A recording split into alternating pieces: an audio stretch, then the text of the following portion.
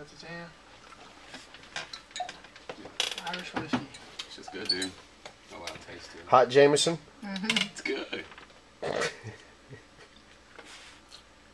You didn't even give it no chance. I didn't want a chance. It's a little warm. Yeah. Put it sideways so the logo ain't in there. I don't know how they do on that. That's right. Put your feet up, dude. All right. So it's been 2 years since I've talked to you. Mm. So, and this is the first time I've ever interviewed Tuck. So, so the last time that I met was with Demi, and is when you all were releasing From the Belly of the Beast. Obviously, that album has been out for a while now. Yeah. So, one question I have: the song "These Days." Can you elaborate a little bit on the song's subject matter? Oh yeah. Well, first, it shouldn't be so hard to get along these days. You know, maybe we could change our mind. Why do we act this way? You know, I mean, it's basically, you know how things are going on in the world, and you know, it could start out at home or just with a bandmate or some personal shit you're going through to, you know, war and just people not seeing eye to eye. You know, through things that separate people. I guess, you know, it could be politics. You know, religion. Taste in music, you know what I'm saying? So basically it's kind of like a learn to accept each other and get along and move forward instead of all the fighting and turmoil broke down into a small amount of time. I guess you know. Who wrote the lyrics? You? Well, yeah, I mean I don't write other people's verses and shit, but you know the chorus, yeah. Both of y'all contributed. Oh yeah, that was just me and him sat here and made the song. Yeah, it was. With a couple guitar parts from Tim. Oh, actually, Tim helped a little bit with the lyrics. Lyric here, lyric there. And Justin. But we sat here and one day and just came up with the idea. Demi had the chorus. So man, that's awesome. You know, I had this little horrible beat that I had for a long time, but it caught Demi's attention when I was playing it. So we took the beat and restructured it and like started adding to it, doing all kinds of stuff, and then it just turned into that. That's how our music is written, really. If somebody will have a riff or something, or it'll be a beat. You know, and that almost didn't even make the album. Yep. It didn't. Yeah, because it was just so different. It didn't involve like everybody. It wasn't like that signature VilleBillies. I mean, we flipped. That's why it stood out though too. Yeah. Well, so, we just. Yeah, I love it. But it had a message behind it, and I just wanted to get to the bottom of the message behind it. Well, you know enough about me to know how me and this, my thoughts on, I guess, how people interact with each other. You know, everything, so. All right, cool. So that's in the past. Now we're looking to the future here, and you all have got a new album out right now. It's some of your old cuts. Are they re-recordings or no, are they they're just remastered? Remastered? I wouldn't even say remastered. Say that, just yeah. a quick master. Just mastered, actually. Yeah. Which basically just means, you know, so it doesn't sound real low in your stereo. But we left them authentic, man. We didn't change anything about it. I mean, nothing about them. There's literally songs on there from 2000. Yeah. People have requested them so much from our Facebook pages to our VilleBillies.com. Although any media outlet where a fan could talk to us, they asked for it. Cool. Over and over and over, years and years and years and years. And finally we said, man, what's a piece of the VilleBillies that put it out. Know, a lot of fans know about, but there's a lot of newer fans that we've got over the years that don't know that side of us. You know what I mean? And it kind of helps round up the story. Yeah, there's fans that we had, that didn't even know who we were until 2006 when we put out the record with Universal. But we were a band. I mean, the picture you showed us earlier from 2003, we were a band 5 years, 6 years before we got signed. Right. And all that music was just burnt and handed out. So a lot of people either got those and lost them or, some variation of having some of that music. So we just decided it was a good time to put it all on a double disc, and there you go. And you got a new album coming out. Oh, yeah. Yeah. And it's called? Appetite for Dysfunction. Yeah, I love and that. It's out when? This summer. That's all you summer. get. Yeah. I'm thinking probably towards the end of May, really. Yeah. We're close, man. We're real close. And Talk to Me is the first single off that album Yeah. that you all released a couple months ago, last summer, essentially. pretty much end of yeah. And then we've got another one, Pure to the Grain.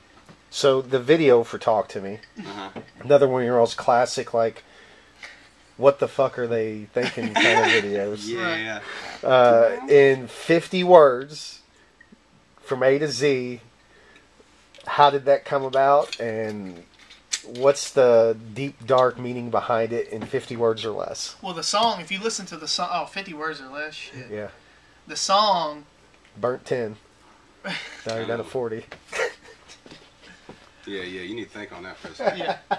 The song is a dark song. It's not happy like it sounds. It's dark.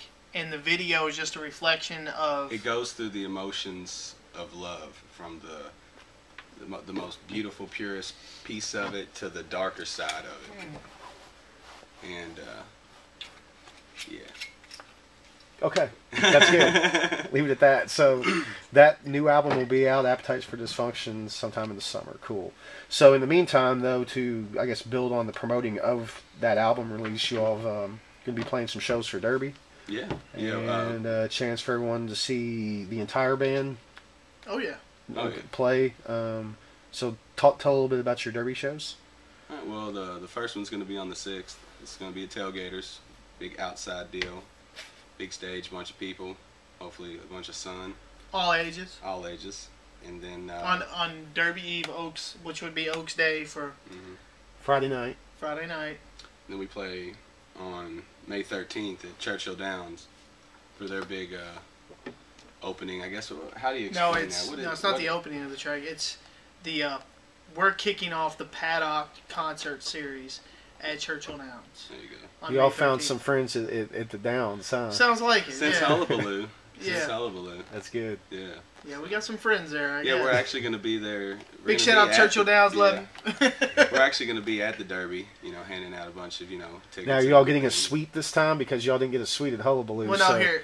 Well, they took care of us, though. They did take care of us, though.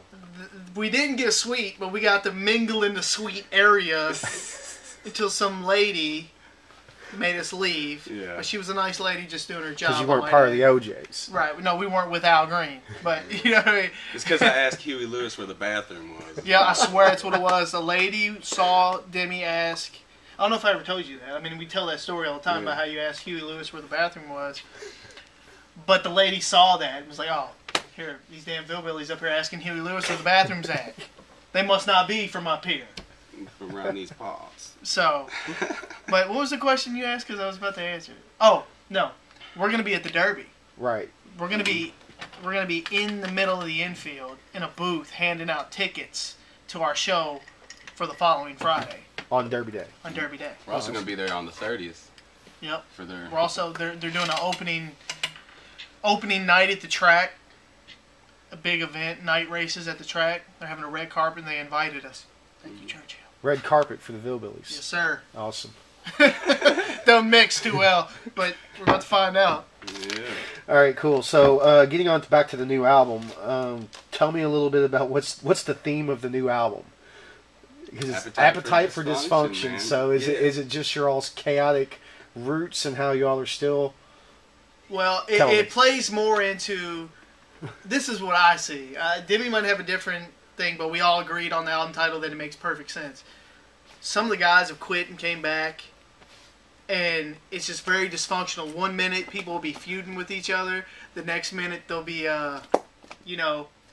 fighting or loving each other, hanging out. So it's kind of like, you know what I mean? It's dysfunctional and it's crazy to me. Mm-hmm.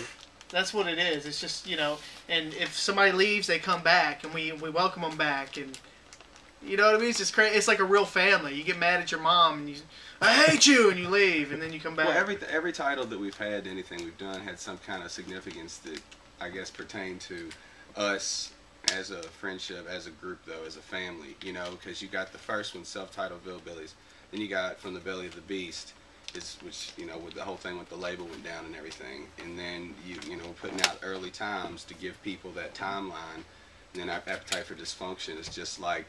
We're still in the game, still loving it, regardless of how much shit we go through. Here you go. Here's the VilleBillies, you know what I mean? Right. Okay, cool. So next thing I got here is I want to keep moving on here. Y'all have done some comedy skits out there that have been through. I guess Surfing the net. yeah. So Big Bird has made his appearance in those too. So is there going to be any more new ones, updated ones that are going to be made?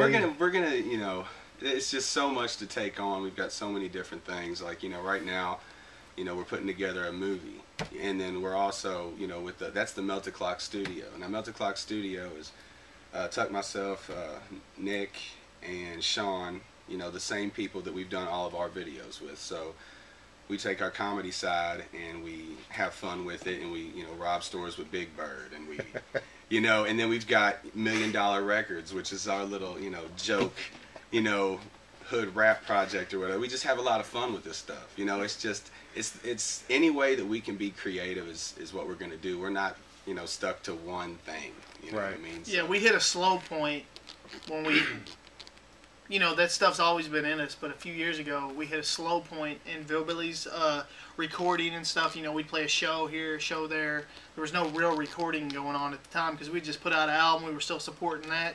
So that's how we chose to use our time. So now, you know, everything's really heating up for us again. So that's the reason why that slowed down. But I'm sure soon we'll pick it back up with the comedy. We've already stuff. got part 2. We just got to film it for Big Bird. Yeah.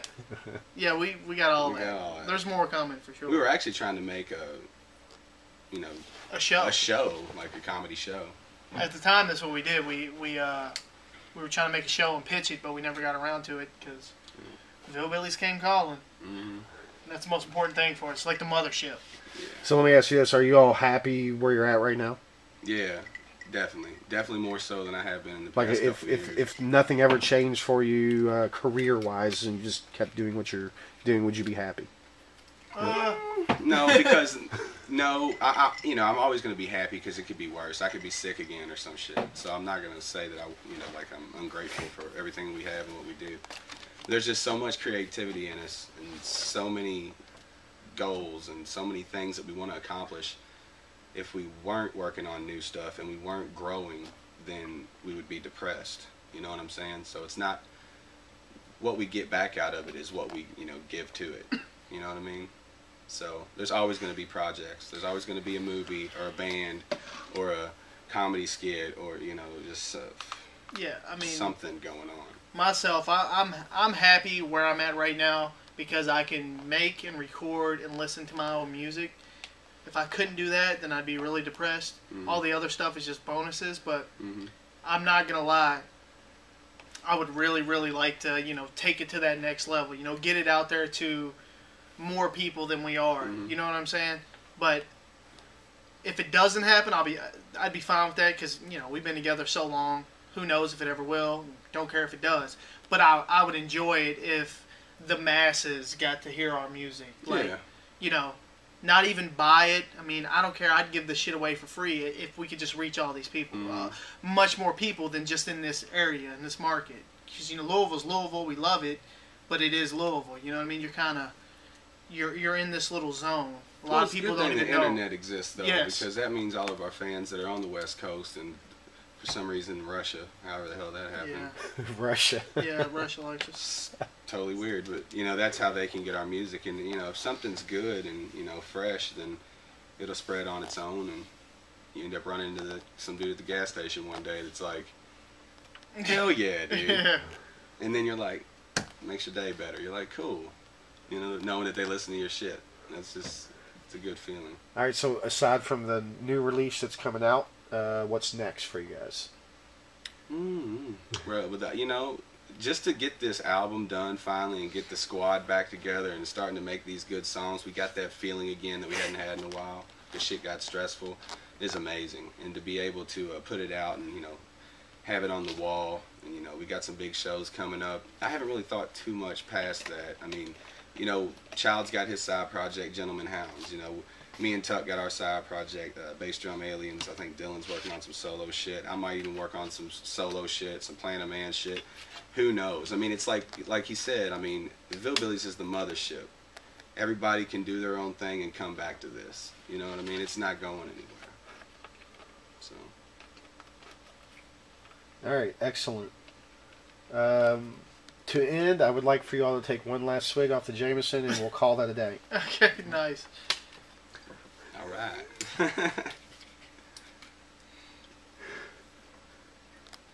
By the way, on that, you need to read the rules Cheers. of the road. Yeah, rules of the road is comedy. It'll Those crack are you actually up. really our That's rules. real. That shit is real. And this is what he would be talking about. Yeah. That's the release of all their original stuff from the early days. You know. Demi's got to go because he's got his phone ringing. That ain't mine.